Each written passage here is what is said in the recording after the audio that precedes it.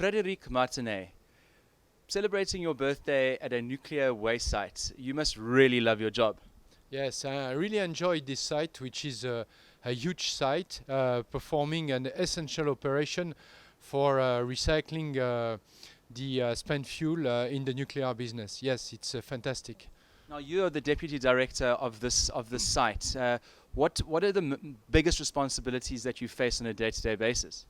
The biggest responsibility is to ensure that at any moment safety is ensured in our installation, and that all the necessary measures are in place. And how much nuclear waste do you process any given month or year? Really, here we process yearly approximately 1,100 tons of spent fuel, which represent, since the operation of LAG, because we have to mention that it has been operating since 45 years. Since then, we have reprocessed 32,000 tons of spent fuel.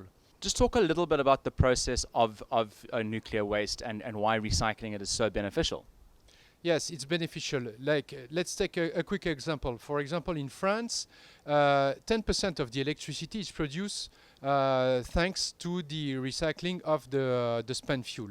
Okay, by using MOX fuel assemblies. We receive the spent fuel from our customer utilities, and we store them in our pools, let's say for about, in average, 5 years. Then we decide to recycle those spent fuel, and the process is very simple. Nevertheless, I mean, the plant is complex, but the process in itself is very simple. We just take the fuel assemblies, we cut it into very small pieces, about 25 millimeters long. We separate the metallic parts from the radioactive material. And in the radioactive material, we know that we can valorize and save 96% of what's inside there. And what remains, 4%, is considered as nuclear waste fission products, 4%. So, in fact, we valorize 96% out of 1% of plutonium, 95% of uranium. Okay, the plutonium will be used to produce MOX fuel assembly, and the uranium will be reprocessed, re-enriched to produce fresh fuel assemblies as well.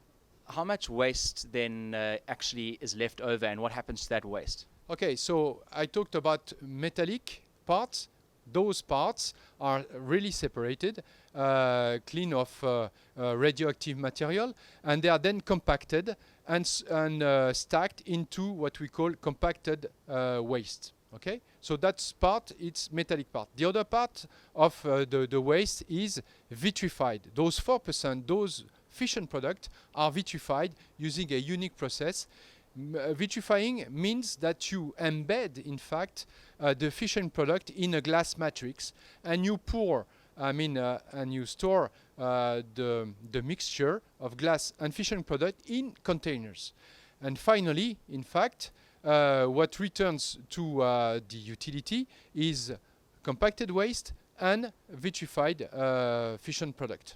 This is a very, very big plot of land we're on, and it seems like a very expensive process. Does this increase the price of fuel once it goes back to a nuclear power station? What we say is that in average, the recycling process amounts to 5% of the total kilowatt hours. Okay, and that takes into account the 1,100 vitrified containers we produce yearly, and also the 700 compacted waste container that we produce annually as well.